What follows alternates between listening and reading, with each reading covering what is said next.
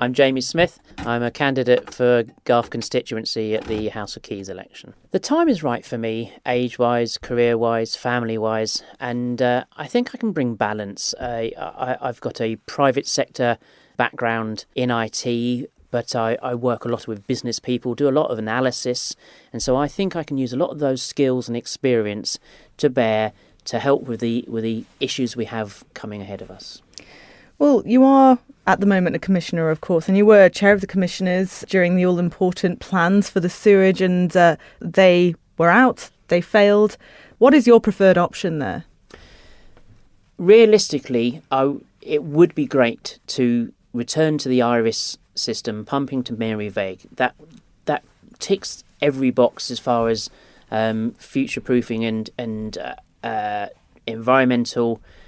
And if, say, the EU introduce even more strict bathing water regulations, which don't allow for any treated water to be put into a bathing area, then it ticks that box. Whereas if we treat within the bay, whether it's Laxey or Garwick area, there's always a possibility that more strict regulations mean that we might not be able to get that blue flag status. Not necessarily saying we're going for blue flag status, but we'd like the water quality to be good enough for that. The issue with pumping to Mary Vague is cost. At the end of the day, it's cost. Whether it's also time, because there'd have to be interim pumping stations as well, so we'd have to go through planning for those.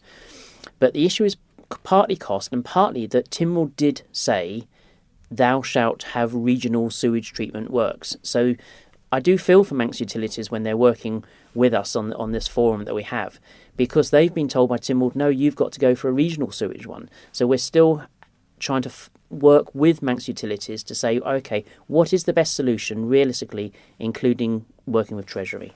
Is it going to be difficult to convince your constituents that you're the right person to have a handle on this going into the House of Keys when the plans that you were in some way involved with in the first place didn't have public support? Yes, I don't have any problem whatsoever, because I think I do have that respect out there. I think people do trust me. They know that the real issue wasn't that we turned the scheme down out of hand. We felt that all the other alternatives hadn't been sufficiently looked into. So that could mean that at the end of the day we end up with something not dissimilar to what was put up in front of us. And that would be acceptable, I suspect, to commissioners if they felt that the other alternatives had been looked into and had been rejected. And that's where we didn't feel we were. And I think to a certain extent that's what the planning people felt as well, that more needed to be looked into. And indeed, if it did come back to somewhere near the Laxey Harbour, they've got mitigation in mind. There'll be less trucks because they've realised they can reduce the volume of solids. And so there are things they're already thinking about if the worst case scenario of back to Laxey Harbour goes through. So it's worth it.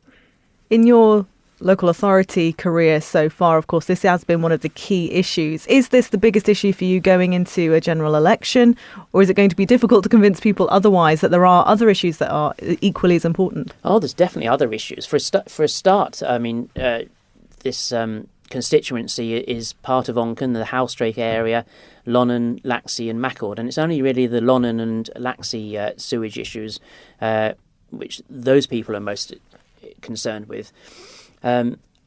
I became chairman of the commissioners a week before the terrible floods of October 2019. So it wasn't personally my fault, but it felt like it in some ways that first week. And since then, there's been a lot of remedial work done for river flooding, and there's seawall designs are ready to go. So I think those two aspects of flooding are sorted out. But I have been to numerous properties across the whole constituency where they're suffering from rainfall coming off the hillsides. The Victorians used to have these large areas where they would trap the water and slow down the rate at which it came down towards the communities. But in Glen Mona and James Kerry, near where I live, and the back of Laxey, Glen Roy, lots of properties suffering from this rainwater, surface water. So what's it doing then? Approaching. Sorry, what's the issue? So it's not soaking away into the water table enough. There's been more and more building on the upper sides of the Laxey Valley, which means there's less trees that soak up water. There's less gardens because they've built on the grass, and so the water is coming across the top of the water. It's coming down the roads. It's inundating the gullies and the culverts and the drains. They just can't cope with the volume of water.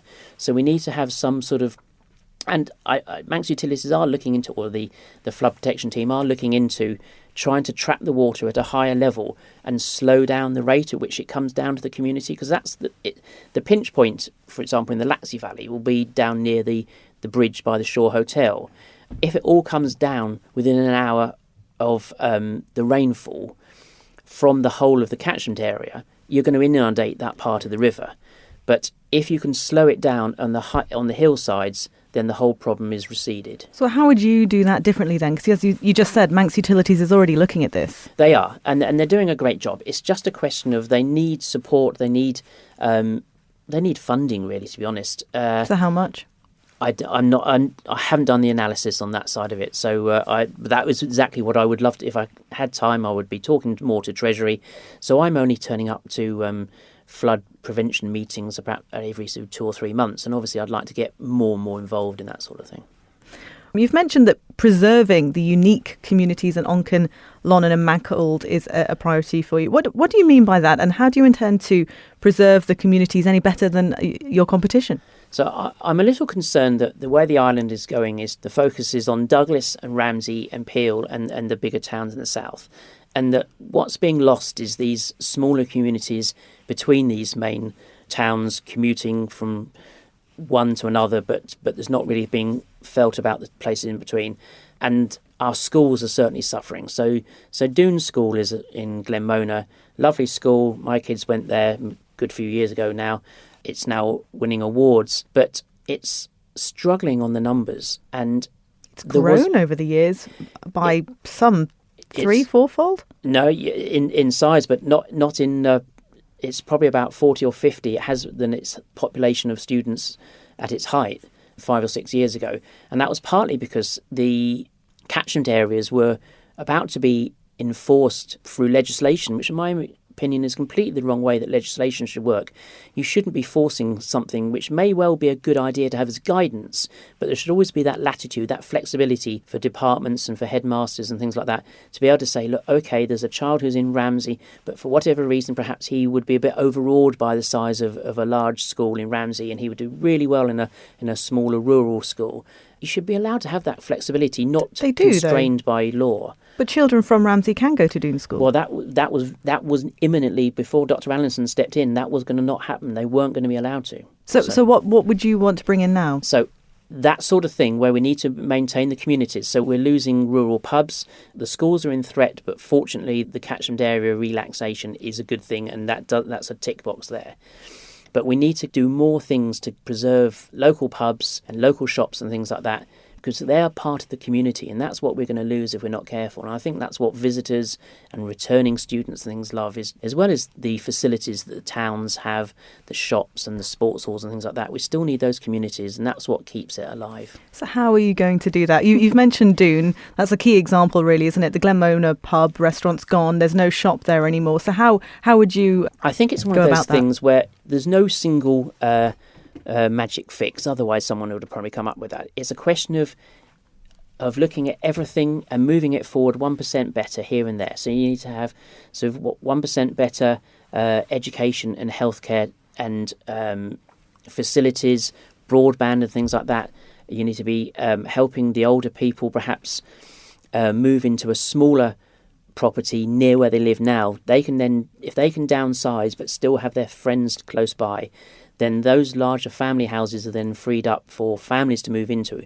And that's part of the demographic problems we've got, particularly in Mackhold and Lonnon, is that there's retired couples living in the house that was the family house, and they can't find anywhere nearby to move into. So that's why the affordable housing isn't just for young families but also for older families downsizing.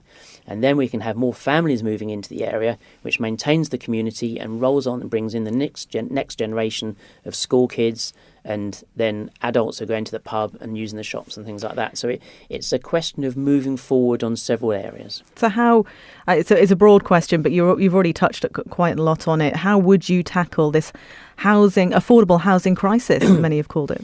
Yeah, so it's probably not universally popular, but I do think perhaps we need to get slightly away from feeling that young people, as soon as they're earning, should be moving into their own house. I think it's acceptable that perhaps you get into your 30s before, certainly in other countries like Germany, it's very rare to be owning your own home before you're at least into the 30s.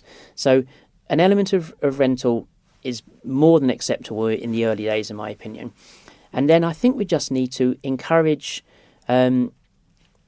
carrot rather than stick with the developers to build more realistic priced housing. Isn't that happening already? Aren't politicians already encouraging them to, but it's just not happening? Well, it doesn't seem to be happening, no. So I'm not sure whether... I suspect there might need to be a bit of more work with Treasury.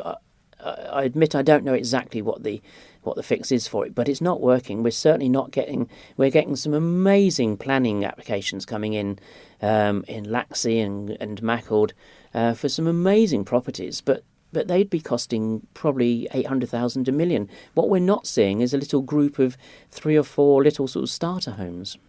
You increase a number of these kind of houses, these starter homes, and sprinkle them around the Laxey Lonnon area. Can the area withstand that in terms of its infrastructure? I don't think the infrastructure is in too bad a way in many ways. I'm a frequent user of the number 3 bus between Ramsey and Douglas, stopping on or off or getting on in Laxey and things like that, and that seems to work. We've got the dial-a-ride system, the sewage system. Once that's sorted out, will cope presumably. So I don't actually think that local infrastructure is a particular issue. Yes, we've got our fair share of potholes and things like that, and I've said before that I feel that perhaps a junior minister of infrastructure working just on the roads and footpaths would help, but I'm not concerned. I think we do have the facilities and the infrastructure to cope with more housing in the constituency. Well, if we just pick up on 1 or 2 national issues then. You've mentioned healthcare. How would you go about the funding of healthcare? It's massive. Are we talking more services or simply more money? I think for one thing, we should perhaps go away. We're going to have to be innovative. We can be innovative. We're a small island and we can be agile in our thinking. And I'd like us to perhaps get away from completely regarding the NHS as being completely free. I still would always protect the NHS. I'm not talking about privatisation. But I think it's perfectly acceptable for asking those people who have the ability to pay to be able to perhaps pay £25 for a GP visit. That's just an initial thought. But that idea of it's acceptable to ask people who are able to pay something, whilst obviously you don't restrict from people who don't have the facilities to pay. So it essentially means tested healthcare. I think that's probably the way we need to go, yeah. We've talked about housing, but you said you wanted to bring in young families back and to the island. Now, presumably you're touching on housing in that statement, but how else would you do that? So I think this comes back to this word community, really, doesn't it? And that is what I genuinely believe is so special about the Isle of Man is its community feeling. And it's not, although the media may feel there may be 10 bullet points of interest, housing and social care and things like that in this election, they're not. Let's take something like antisocial behaviour. And do the police need more funding to sort it? Or perhaps we need more school facilities, because that would then perhaps be a part of the reason for the antisocial behaviour. Or perhaps it's because people don't have enough school leaver suitable jobs. So that would be the sort of problem. And then we hear that addiction can be a problem, so perhaps we need to fund the social care more. Or perhaps it's because they feel that owning their own home is looking more and more distant, and so we need to fund on the housing side. And of course the truth is, it's yes to all of these. All of these need more funding. sports coaches will say, look, it's a 1% rule. You improve little things by 1% here, 1% there, and they all compound and they all work as a virtuous circle.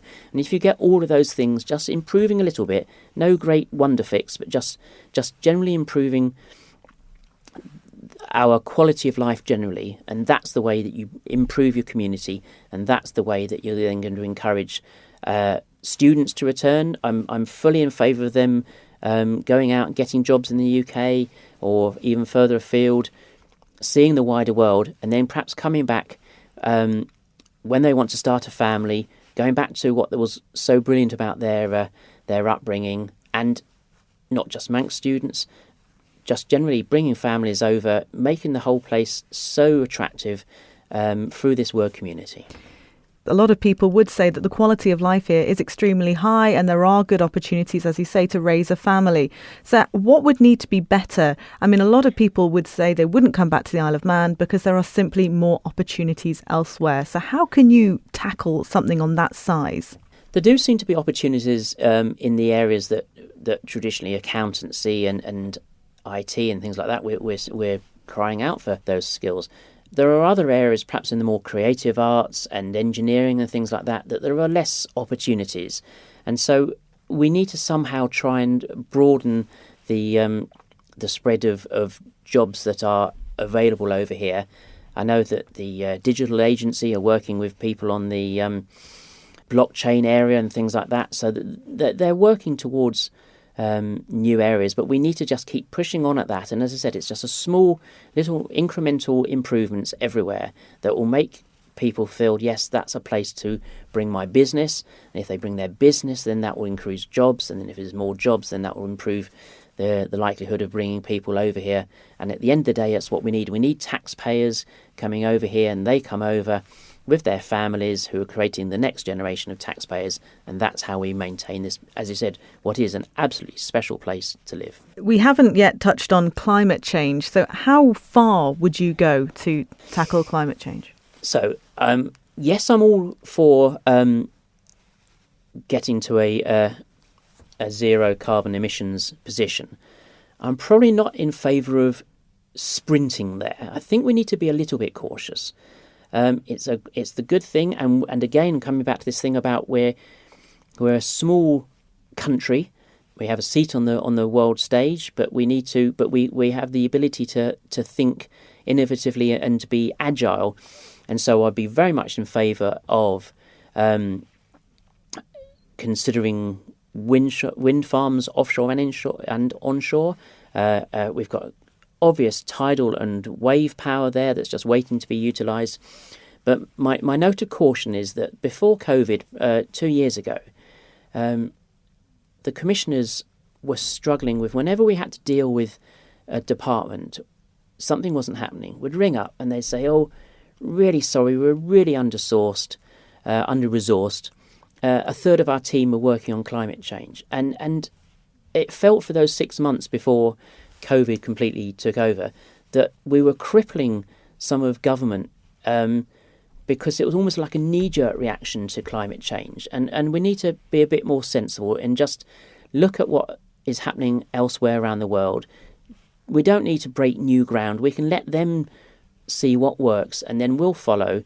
And hopefully with some of these new technologies, we will still meet these promises we've made. With the biosphere status, though, shouldn't the island be taking this as an opportunity to lead rather than just follow other jurisdictions that are very different to ours? I think there used to be an adage about sort of the very first pioneers in the Wild West would end up with arrows in their backs, and the actual real beneficiaries were the early settlers. And I think that's certainly true to a certain extent. We don't want to be leading from the very front and making costly mistakes. I think it's okay to be a little bit more cautious, see where other countries are going, but possibly then using our size that we can move quicker and we can then possibly overtake them. And I've heard other politicians mention about there are economic benefits to being carbon neutral. And there are, I don't know if people are aware that in the IT world, if you set up a data centre, the sort of thing that runs Amazon and Google and things like that, we are not currently able to be a tier 4, the top tier. We can only be a tier 3 because we don't have that independent energy infrastructure.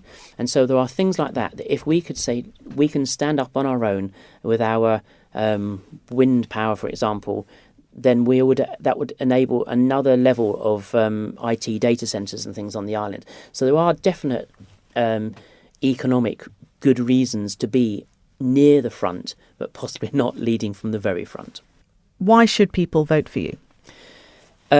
It's balance. I think I offer balance. I have the experience both in the private sector and the years I've worked as a commissioner. I love meeting people. I will continue to do that. I'll get out and talk to people. I'll be holding surgeries and on social media if that's the way people prefer to talk to me. And my knowledge and experience and skills mean that I'll work hard. I'll be what I would like to think people, a trustworthy, hardworking, intelligent politician who can bring some new ideas, perhaps.